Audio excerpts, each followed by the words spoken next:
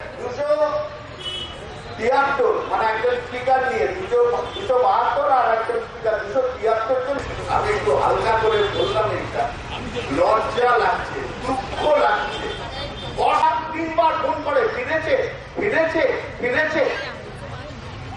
বাবা গেলে মা স্ত্রী বলে তাড়াতাড়ি ফিরো, দুর্গা দুর্গা। সকলের মনে আতঙ্ক, এ কোন পরিস্থিতি, কোন পরিবর্তন আনলাম আমরা এখানে। খুব দুঃখে আছি। আর সব থেকে বড় লজ্জার কারণ যারা শুনতে পাচ্ছেন, বুঝুন এখানে ছোট রাজনীতি নেই, এটা মানুষের জন্য করতে হবে। এই লজ্জা আমাদের কুড়ে কুড়ে খাচ্ছে, এই দুঃখ। আশা করি আজকের আমাদের এই যে আবার ফেরত যাচ্ছি, যে গান্ধীজি যে কারণে নিম গাছের তলায় মধ্যে দিয়ে আমরা অন্তত ওইটুকুনি জিতব। অনশন চলছে প্রদেশ কংগ্রেসের ডাকে।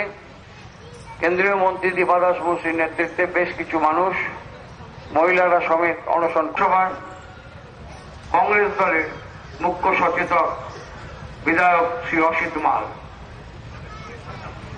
তার আগে মানুষ, বর্তমান সরকার এই চিকিৎসার ব্যাপারটা, বিশেষ করে মানুষের জীবন নিয়ে যেখানে খেলা, সে ব্যাপারটা নিশ্চয় ভাবনা চিন্তা করবেন।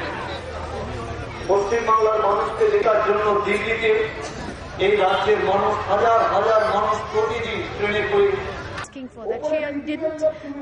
She even didn't ask the district magistrate to notify for a notification. Nothing has been done from her side. So first this is. Second is the women atrocities and the rape going in Bengal.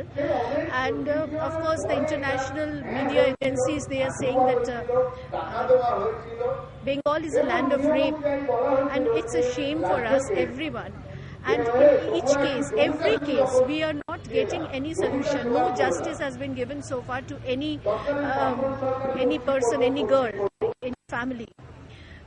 So in each case, we are finding that there are some kind of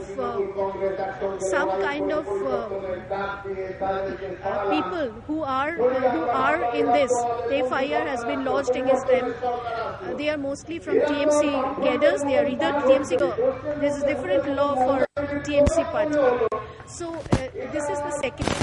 What is the chit fund where shattered? And till today, no CBI inquiry had been called so far. Fourth is the TET, which is the latest scam, and where the TMC leaders are openly saying that whatever we have done is the right thing. So of course, this kind of arrogance, this kind of partisan way, of course, people of Bengal are asking this question. This is not a question